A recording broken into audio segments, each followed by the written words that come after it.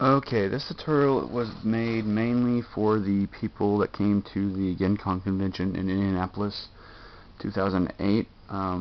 Those of you know about the epic failure that happened at the class there because of a miscommunication over summer.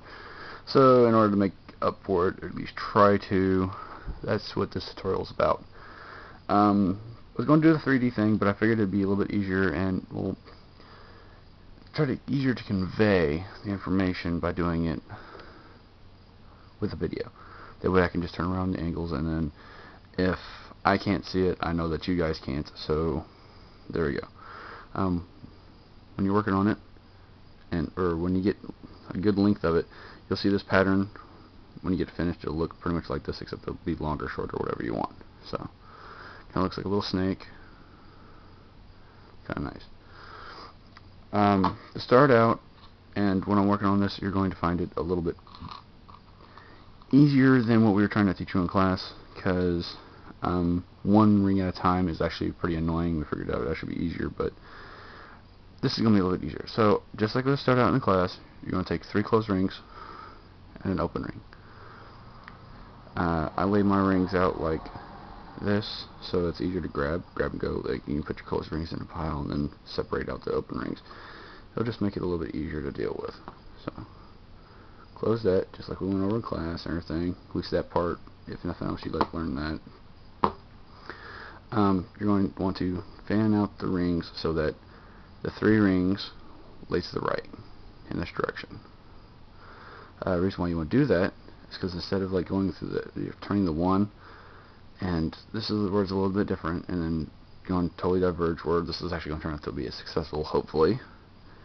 Grab the 2 rings on the right, and you're going to flip them over. Like so. Now you're going to push the ring that was on the far right, this one, to the left, so it's now in the middle, and the one that was in the middle is now on the right. Like this. Kind of hold it like that. You'll be able to you'll be able to like hold it like that with your one hand. Now, grab an open ring and a closed ring, like this. We were telling you one open ring at a time, but we found out this one's actually a lot better. Now, with these 2 rings here and here, you want to thread it right through this tip through the back. Only grabbing those 2. Don't grab the one that connected the 3, and then connect those 2 by coming up and through the back, like this. And then you're going to go over and into the one next to it. So go ahead and close that. If you drop this and lose the pattern, that's very likely at the beginning, but basically just start over. It's a lot easier. You'll have to put something like this. This guy's dangling down, so then check him. Just flip it up and over, and then you start seeing the pattern develop. Wow, you're not done yet. So, another open ring, another closed ring. Connect it through right here, through these 2. So you're going to connect this ring and that one through the back like you connected these 2. Come up through the middle, or make sure not to grab the other rings, but you only want to grab those 2 rings at this point. So, right through here, kind of see what's going on underneath there, and then up over, and then through the one that was kind of like just dangling there a second ago. And close that. Take a good grip on them.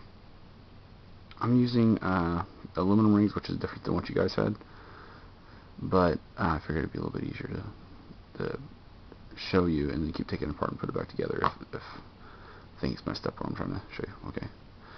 So that was basically the next step, and then again, and now you are just going to start rinsing and repeating with grabbing a ring, and you're going to stick it through like the two rings, like the second and third ring facing you. So it'd be like here and here every time. In here, up, over, and then whoops, that fell off. Put it back on, and down, and connect. Now at this point, if you drop it, you're fine. You just pick it up, and then a couple of them kind of went out of the way, but you're good. See, you just have to, there you go, figure out which direction it was, and then the one that is dangly is the side that you're working on when you do it in this method. The thing about that is, when you finally get done with your necklace, instead of adding the dangly, instead of grabbing a closed ring and putting it on an open ring and putting it on, you just add the one open ring. Yeah, it kind of fell back off. But in the exact same manner as you did it before, you know, coming up through the back of these two, up over and into there. And then once you finally get a good grip on here, close it. Okay, and now basically you just attach your clasps or whatever you want on there. If you want to get it more decorative, you could, like, somewhere along the line attach like some kind of connector for a pendant or a jewel or whatever. I've seen some walking around with like a little, it looks like a little amulet. They look kind of nice, but that's not my thing. But that's how you close it, and then your ends will be here, and then wrapping all the way around. The more sets of rings you do like that, the longer it'll get. Obviously, it'll actually grow pretty fast. And then from, like, in class where you guys had to set up, you guys had like big piles of open rings, big piles of closed rings. Just instead of having the, you know, 1/3, 1/3, 1/3, or the raw rings open, or excuse me, raw rings open and closed, basically to split it down the middle, open and closed. That way you just keep going like that. Set it to the length that you want. You can have it as small as like a choker, or as long as what we were joking about, an ogre necklace, which like comes all the way down to like your belly button. Just depends on how long your rings are. Again, I know I went over it in class, but I feel like I need to say it even though it's at the end of the video. But no galvanized steel, okay? Because yeah, you don't want to get sick. Okay, and then hopefully this kind of makes up for it.